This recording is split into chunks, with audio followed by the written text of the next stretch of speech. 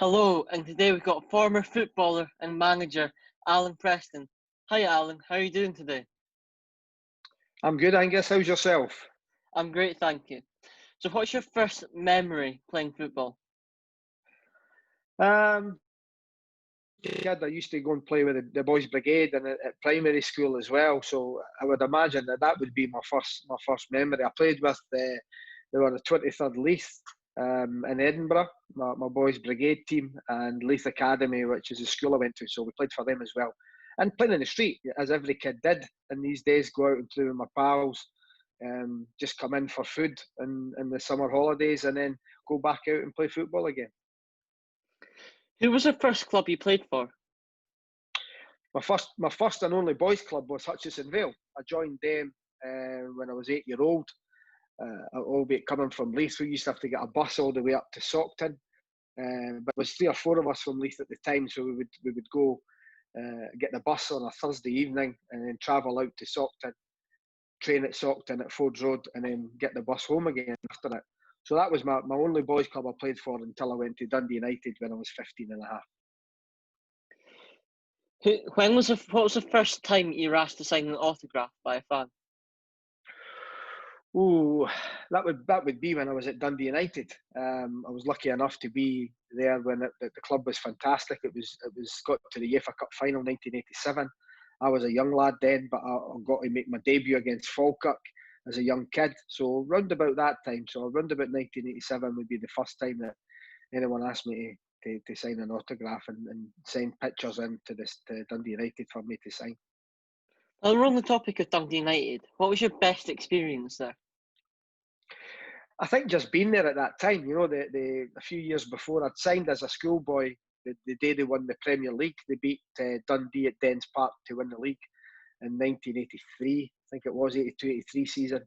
So I signed that day as a young kid, and then I went full time at 16. And just being there, it was a wonderful time. They were getting to the UEFA Cup final. I was at the club when they beat Barcelona, home and away, the only Scottish team ever to do that. And the great players that they had, Paul Sturrock and Billy Kirkwood, Richard Gough, Paul Hegarty, Maurice Malpass, Davy Neary, went on to score against Brazil for Scotland. Just a wonderful set of players and friends. I still speak to a lot of them now, albeit a lot of them are a lot older than me, but I still class them as good friends. You mentioned some of the teammates there. Who was the best teammate you played with? I've had a few. Alec Cleland, who went on to Everton and Rangers. We used to share a room together in Dundee and Diggs. So he was my best friend in football, I would say, because when I got married, he was my best man when I got married, and when he got married a year later, I was his best man. So I would say Alec, because we spent a lot of time together, and he's now caretaker manager at the moment at St Johnstone. What's the best stadium you've played in? Ooh, there's Parkhead's brilliant. Ibrox is great for atmosphere. You'll find it difficult to beat a packed out Tynecastle. Played down in some stadiums down in England as well. I've played abroad with Dundee United. But I've got to say that I think the best atmosphere I've played in was when I was at St Johnstone and we played Celtic, and Celtic had to win to stop Rangers winning 10 in a row, and the atmosphere that day was incredible. So I would say Celtic Park when it's packed, but you can't beat a packed Tynecastle. What are the best boots you ever wore? Good question. Everyone has their own preferences, but I think Adidas Copa Mundials for training, I used to love them as well. But also that I was sponsored, ironically enough, by a company called High Tech when I played. So their boots were really nice. But I've got to say, the ones over your shoulder, the Adidas Copa Mundials that I can see behind you, they're fantastic boots. And they've stood the test of time. They were out in the 80s, probably before that, before I was playing football, and they're still going strong now, albeit they've not got the fancy colours or the fancy leather, but they're just a wonderful boot to wear. Can't be a good pair of Copas. Correct. So what's the best and worst kits you've worn? Best kit, I would say, when I signed for Hearts, he had a maroon Buckter kit with the Strongbow as a sponsor. It was a brilliant, really nice, comfortable strip to wear. And the worst kit, I'd have to say, would be my St Johnstone kit when I was there. They had Zara, but it wasn't so much the kit, it was the colour. It was bright yellow, and it wasn't good at all. It was a real heavy material, and on a nice sunny day like we've got today, the material was very, very heavy, and I didn't enjoy it. It wasn't a good fitting jersey as well. You know, the rest of the St Johnstone jerseys were nice, but that yellow one was just horrific. We talked about your best experience at Dundee United, but what was your best experience on the whole in your career?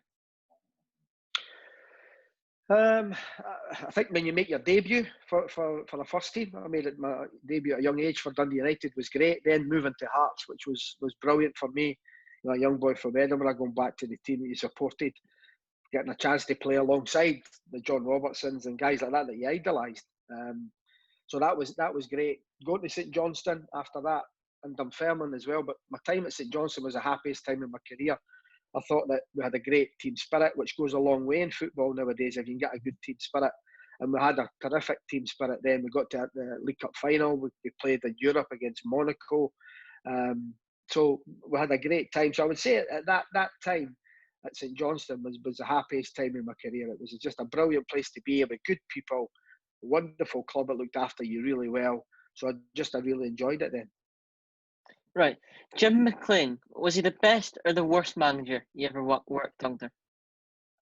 Some would say the worst. I've got to say the best. I thought he was tactically ahead of the game. Him and Sir Alex Ferguson were years ahead. People talk about psychologists, food and nutrition. We had all this in the 80s. We were doing all this. I think that his man management style didn't work particularly well because he would shout at everyone.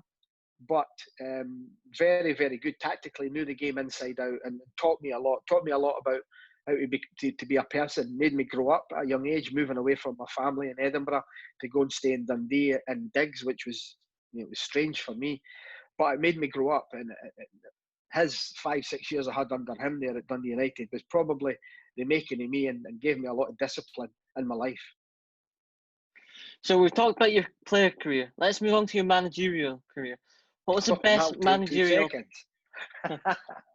What was the best managerial performance you had?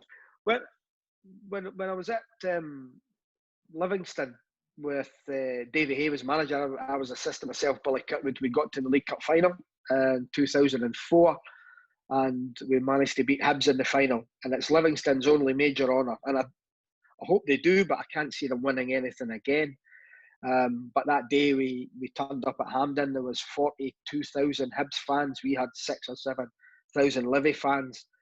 But we were comfortable. We'd beaten them most of the time that season in the league. So we knew when we come up against them that we had the measure of them, and we managed to beat them 2-0 on the day. But the week before, it was a Scottish Cup weekend, and we were playing Spartans in the Scottish Cup on the Sunday.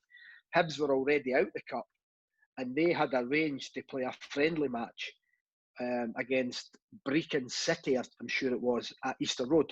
Bobby Williamson was the manager. It was a closed-doors game. They were going to play their team to give them a bit of match practice a week before the cup final, and I managed to sneak into Easter Road on the other side of the main stand that the teams come out, and I had their team. So we had their team a week before the cup final, so we could work on it. There was only one player that we weren't sure about, a guy called Alan Reid that actually played in the final. We thought Ian Murray might have played, but Murray wasn't fit. He was struggling, and he ended up missing the game. And Alan Reid played, so we had Bobby Williamson's full 11 a week before, and we managed to work on it. And Derek Lilly scored, and then Jamie McAllister made a great run from his own half and scored. And that night, that whole occasion, open top bus in Livingston, is wonderful. And as I say, I hope it is repeated again for the club, but I think it'll be very difficult for them. Who was the last team you managed? Livingston was the last team I managed. I was down in England at Macclesfield, and then back up the road to take the youth team at Livingston to start with, then on to help with the first team under John Robertson, with John Robertson there as well, and then assistant manager to Davy Hay with Billy Cutwood, and then managed briefly. I had about 18, 19 games. It's difficult being a manager. I was only 34. I was the youngest manager in the Premier League. Had experience as a coach, but the other side of things, and when you're a manager, you've got to You care about everyone else. As a player, you only have to look after yourself, but as a manager, you've got to look after everyone. And when players are away from the football stadium, you can't legislate how they're behaving. Are they eating correctly? Are they doing the right thing? Are they getting enough rest? You don't know. But as a player, you only look after yourself. So I found that relatively difficult. But, I love my brief time as a manager. I thought it was good, but your life's not your own. I was missing family weddings and everything because you're so het up. I was supposed to go on a holiday for my wedding anniversary at the time I was going to New York and Florida when I got the job. And because of administration, I had 2 players signed. So I had to say to my wife that I can't go on holiday. You're going to have to go with your friend because I need to get myself a squad together. So I didn't go. So it's all these little sacrifices that you have to go through. And just finally, what was the last game you played in? Last game, official game or bounce game? Because I still play, I try and play. I've had both my hips replaced. And I still try and play bounce games now and again if I'm asked. Although be it that I'll probably stop now. But my last official game would be ironically enough, I went on loan to Queen of the South. And my last official game, I'm sure, was against Partick Thistle for Queen of the South. I went on a month's loan, but I was struggling with injury. My hip had completely crumbled and I was really toiling. So that would be my last official game that I played. But I've had games where, for charity and various games where I've been at St Johnstone for a game and played in various places at Dunfermline and things like that. But it's difficult when you pack football in. It's all I've known since I was a young kid. And I'm now on to my new life now where, I'm a football agent now and fortunate enough to work for a great company. And I do a lot of work with the BBC on a Saturday at games. So your life goes on, and I'm hoping that after this pandemic, everyone can get out and about and we can all get back to football again. Right, Allan, it's been a pleasure having you on. Thank you. No worries, Angus. Take care. Great job.